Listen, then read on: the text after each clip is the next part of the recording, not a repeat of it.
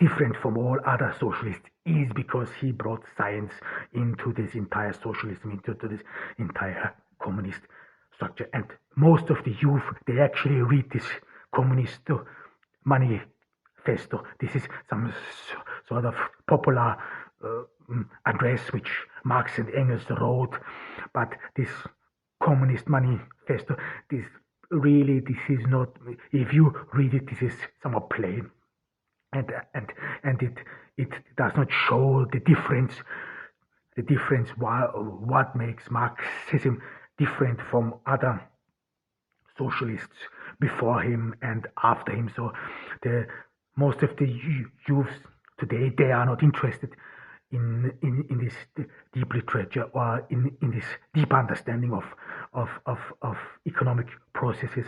I mean, I showed in the past and previous episodes Marx was wrong. Nevertheless, it is worth reading it, because despite the fact it is wrong or it is not accurate, I think it animates you to thoughts. You can bring in your own thoughts, even though someone may be wrong. Nevertheless, his or her wrongness can help you to understand more thoughts and say, yeah, well, I have my own thoughts whatsoever. Then, of course, we have to be aware of one thing, that Marx lived from 1880 to 1883. This means that his observations, mostly his observations, are to be confined in England, are to be, you could say, this is still the first stage of the industrialization, still the industrial revolution. This is somehow still the first stage. The Capital was written from 1867 to 1883. It is 3 volumes, so there are 3 volumes, but mostly it is known as one. But the first volume is, I think, the most important one, because in the first 200 pages you get an understanding what Marx means with dialectic and dialectic materialism and so on. However, and this is of course, I mean, if you want to come back to the question why interest in Marxism is waning, I mean, of course, it is not up to date. Das Kapital, Marx's analysis, was written before the shift to consumer capitalism. This is Marx wrote about, in some instances, about fetish, about that people some sort of associate or have a liking for special goods, whatever. But he did not foresee consumer capitalism, and how I pointed out before, that Marx did not see some core developments within the capitalistic system, and this was, of course, that technological development, and that these developments then create their own market with their own rules and whatsoever, and that Marx and his analysis, that this was unique back then, and it is still unique to this very day within Marxism, as well as within the Marxist school of thoughts. The accomplishment of Marx are still unmatched, unrivaled. So within the leftist school of thoughts, there was no one really who had this intellectual prowess and depth of Marx to really analyze this economic system, because Marxism is not about the Communist Manifesto, but it is plain and dry about economic processes. And if you want to be called Marxist, then you have to read the Capital. This is very important, and this is of course, one of the reasons why someone might assume Marxism or leftism is waning. But again, there are a lot of movements. There are movements like Occupy, Black Lives Matter, and Me Too, which is very present. I mean, think about cultural appropriation. This has become one of the most, you could say, conflicted, as well as one of the most predominant or dominant a dominant definition and words in our time. So leftism as exists to this very day. I mean, you could say that Marxism has some sort, in a way, lost touch to modernity. And one thing, of course, you need to know about Marx, and this is something you will realize when you read Marx and Engels in that sense in these 3 days, is that they, of course, talk about this proletarian revolution, the overthrow of the government, and then the working class establishes a dictatorship, and this dictatorship would be for the benefit of all, because it would dissolve the state and so on, and then in its continuation the capitalistic system. However, but there are no real. This is actually one big issue in Marxist literature, is that there are actually no real scenarios how this communist society should actually look like. I mean, how should you think about the communist society? There were some attempts. There is a very which is indeed within the leftist thoughts very popular. This is communitarism. This is some sort of a community which partially thought about how a communist society may look like, but of course this is very loose. So Marx and Engels did not really write about how this communist society should look like. There is one very important writing or essay of Friedrich Engels, and this one should read as well. And this is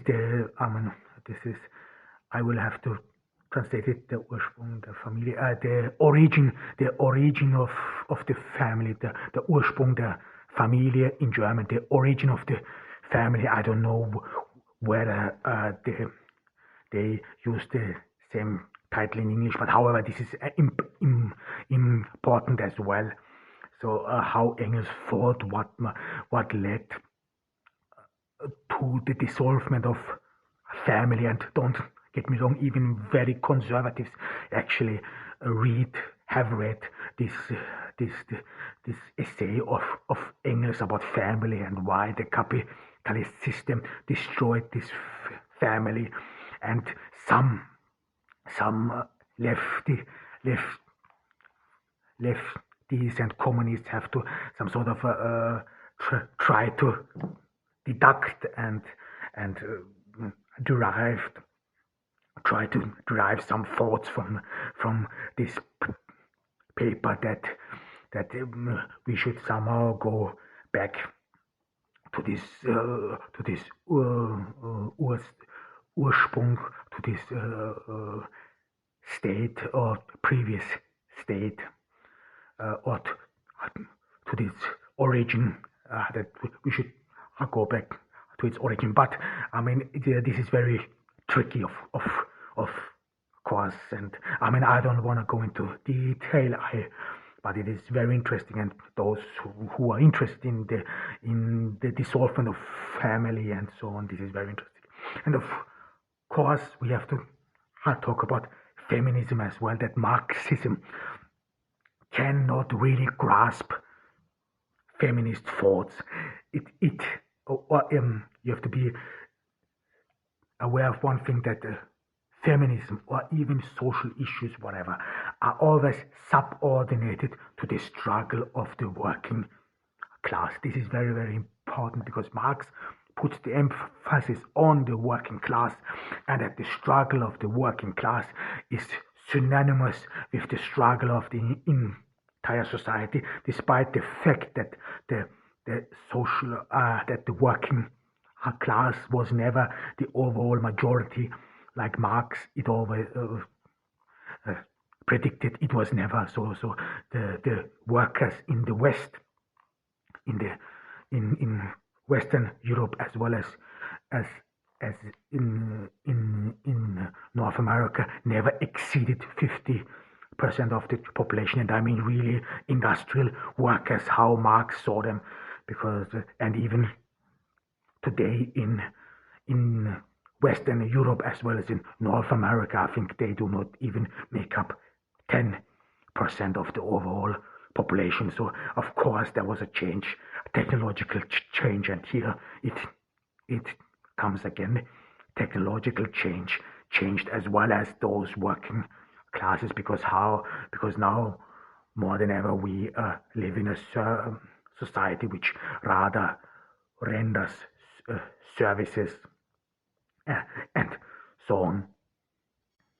And this is part of the feminism as well, that Marxism, and this is one should really mm, put an emphasis on, is actually Marxism in its core has actually no means whatsoever to solve issues which is in the current state within the society, which are in the present, because solving issues like equality within the law, for example, that we should fight for equal laws, or that we should fight racism or whatever, that these things they are always subordinated to the struggle of for this for this communist society and the destruction of capitalism. So in the Marxist literature, it is always about, yeah,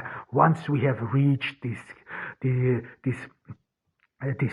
communist society, despite the fact that he always was vague about how this society should look like. But nevertheless, the origin of all evil for Marx and for Engels was the capitalist society. And once we have dissolved it, then everything would be better, because then humans would start to think about, I mean, how this should work was always pretty much tricky, given the fact that Marxism somehow advocates, I mean, this is not Marx, this is rather Engels, but advocates that you would be determined by a socio-economic background, and a worker and or someone who is being exploited.